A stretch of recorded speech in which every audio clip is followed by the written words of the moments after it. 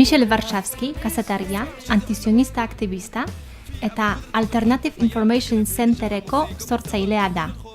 Gaur egungo Israel eta Palestina arteko gatazkari buruz eta Israeleko gizartearen jarreraren inguruan hitz egin dugu.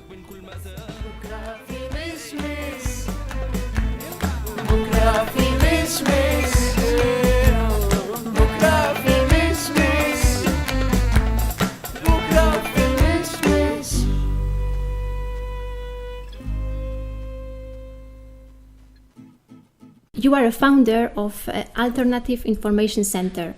If you can tell us what is it and what are the main aims of your work? We just celebrated 30 years of the Alternative Information Center, which means, first of all, we are one of the oldest NGO. At that time, the word NGO didn't exist. Its composition as an Israeli-Palestinian organization, not a partnership between an Israeli organization and a Palestinian organization. We have it quite a lot in the 80s, 90s. But one organization, one program, one staff, one board, composed of Palestinian well-known activists, many political prisoners, former political prisoners, but also Israeli activists with a long history of radical opposition to the colonial state of Israel. Our goal is double. First, as the name indicates it's an information center. We are providing information. Originally, it was more factual information where the public was not informed about what is the occupation, what are the Palestinians, what are they doing, how they are organized. Later on, the Israeli media improved a lot. And one cannot say that the people are not informed. So we became more analytical, not to provide the day-to-day information on occupation, on repression, but more to try to understand how it works. What are the Israeli strategies? What are the Palestinian strategies too? So an information center. By our website, we had many magazines in Arabic, in Hebrew, in English. Now we are mainly in the net. Still publishing reports, especially on economy, on the economy of occupation, and ad hoc publications. But our second goal is more important. Information for us is only a tool. We are not a press agency. We use information in order to promote Palestinian-Israeli cooperation. For us, a solution, for us, peace, whatever it means, cannot be based on the value of separation. Separation can be a tool. It's like divorce. Divorce, sometimes you have to do it, but it's not a value in itself. And for us, we have to promote in both societies the concepts of partnership, of cooperation, of being together, and to try to avoid these philosophies of separation as something positive in itself. So the Alternative Information Center is, in a sense, a kind of bridge between the two communities. In fact, we have been a bridge with one pillar as long as our Palestinian colleagues could come to Jerusalem. When it became impossible and illegal, then we have to pass to a bridge with two pillars. We have one office in West Jerusalem and one office in Bethlehem, but keeping it as one institution and not as two. And what's the attitude of Palestine and also Israel people? In Palestine, we, thanks to our staff members and board members who are well-known activists and leaders, we have a high level of legitimacy, which is unusual because we are known as an organization where there are Israelis, something which Palestinians don't like usually. But we are special. In that sense, well respected and well integrated in the Palestinian national movement. On the Israeli side, it's completely different. We are integrated in the so-called peace movement or anti-occupation movement, which has become quite marginal or quite small the last years. But we are well integrated in what we call the coalition, which is a kind of regroupment of all the human rights organization, political anti-occupation, anti-war organizations, left parties. We are part of it. We even play a certain role of coordination of these movements because we are so antique that we know all the tricks, and so we are very central in organizing this kind of coalition. Like the coalition against the massacre in Gaza, we have been very instrumental in this process. How did last conflict influence on the life of Palestinians and Israelis? Among the Palestinians, speaking about personal experience while listening to people, speaking to people, and not only activists, people. They are discovering that for the Israeli authority, for the Israeli army, the Israeli government, there is no limit. They are ready to do everything. There was an element of surprise. To organize a real massacre, there is no other word. You cannot send one small stone on Gaza without killing someone. It's so dense. So these long weeks of permanent attack by the air, by earth, by the sea, against 1.7 million people in the most dense part of the world was a surprise for the Palestinians. They didn't believe that the Israelis can cross so many lines. On the Israeli side, I'm sad to say that there was national consensus, that the Israeli public, unlike the war in Lebanon in the 80s or the Intifada in the late 80s, beginning of the 90s, where Israel was split into two. This was not the case this time. The whole of the Israeli society, except few thousand people, supported and didn't express, even on the pure human level, some empathy for the victims. There was very few signs of human empathy in the Israeli society, and the opposition to the war was limited to few journalists and intellectuals and 3,000-4,000 people demonstrating in Tel Aviv. In 80s, for example, anti-military movement was much more stronger than nowadays. Today, this lack of empathy, did it have influence on the people choice? Yeah, it's a major turn in the Israeli public opinion. During when Israel invaded Lebanon in 82, or during the Intifada from 87 on, you had in the army, in the reserve army units, hundreds of soldiers who say, no, I will not go. And were ready to be tried, to go to prison for short sentences. And expressing, even inside the army, the fact that there's no consensus on this war or on this repression, mass repression. And this didn't happen this time. There have been few soldiers who refused to join their unit, but it was not a real social phenomenon, like we could say in Lebanon. There are many reasons for it. One reason is Gaza. For a great majority of the Israelis, including in the left, Gaza is not a territory. Gaza is not a human reality of 1.7 million people. Gaza is a threat. Gaza is a bomb. Gaza is something, not somewhere, someone, something.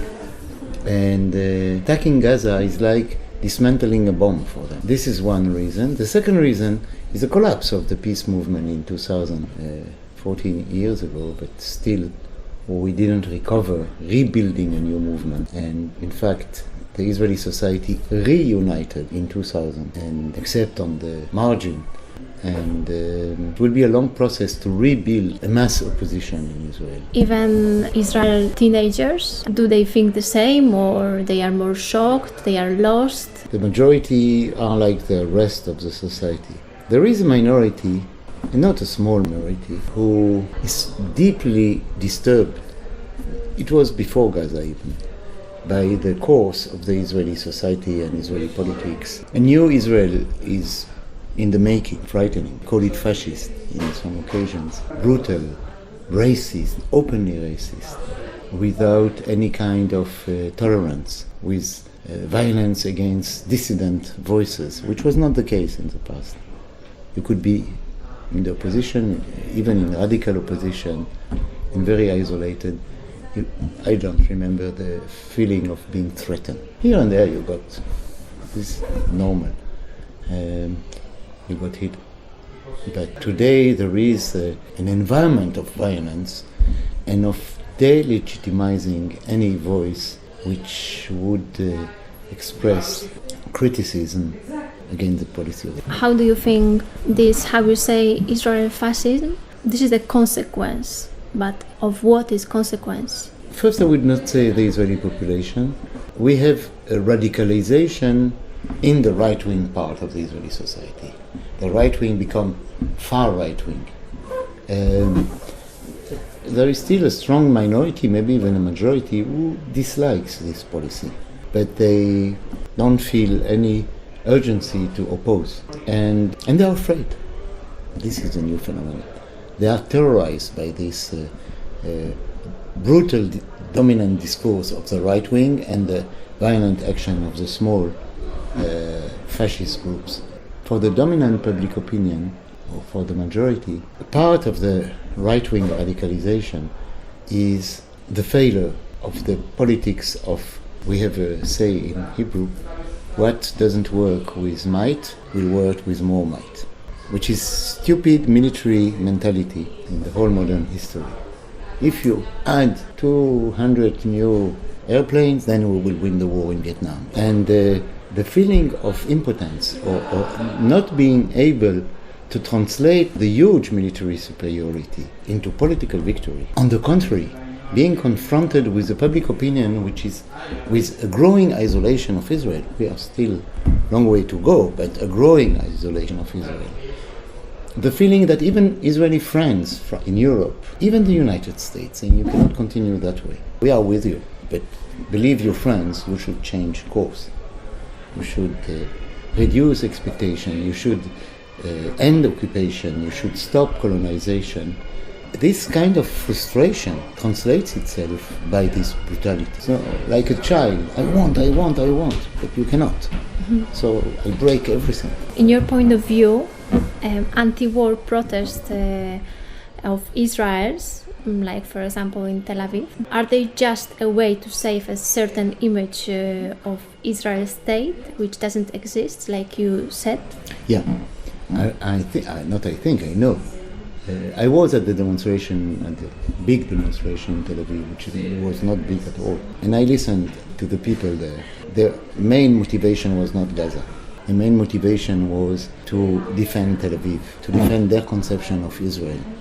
And their fear about this dangerous line, slope toward fascist state, fascist society, they would like to keep the image of a democratic Israel, open Israel, Israel being part of Europe and not some kind of dictatorship with religious fundamentalism and extreme militarism.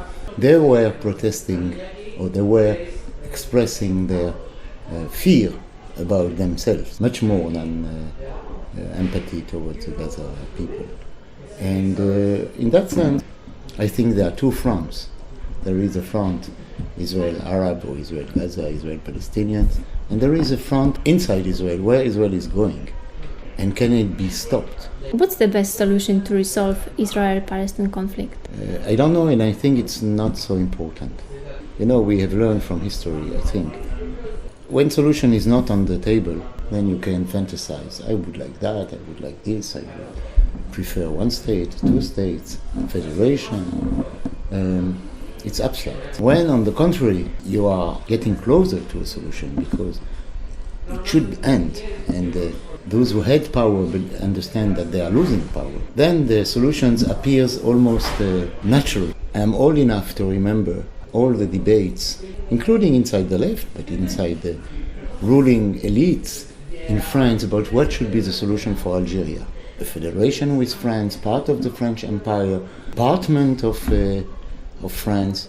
It was abstract. When the national liberation movement was strong enough, there was only one solution. Say, we want independence. We can negotiate what will remain from France, what kind of interest they will be able to keep and for how long. But the agenda was fixed by the relation of forces. And all the debates looked so funny, so out of context. I will say the same concerning Israel. I am involved all the time, especially in Europe, when people say, but you want one state and not two states. I say, I don't want anything. It's not a supermarket. I want to buy a beer in small six bottles or big bottle. It's not a supermarket. When the Palestinian leadership supported by an important part of Palestinian public opinion, accepted the idea of a historical compromise with Israel.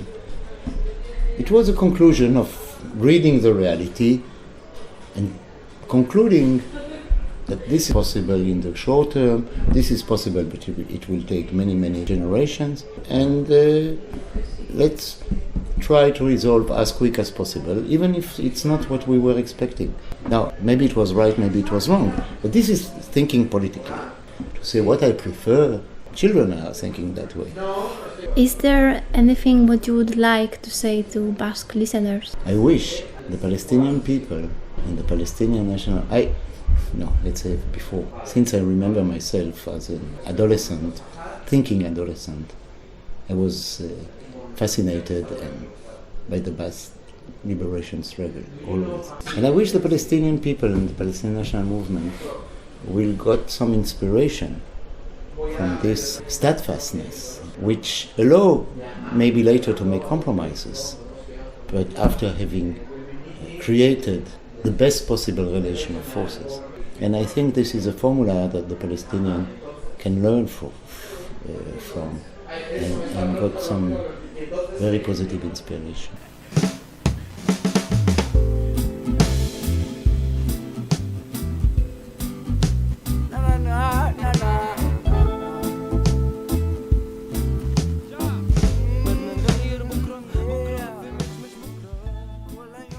Elkarrizketa hau Michel Warschawskirekin izan da. Michel Warschawski, kazetaria, antizionista aktivista eta Alternative Information Centereko sortzailea da. Eskerrik asko zuen arretagatik. Agur. שבו הכל יכול לקרות ושנבין שכולנו באדם ואז לנצח נצח אם אנחנו נוכל לחיות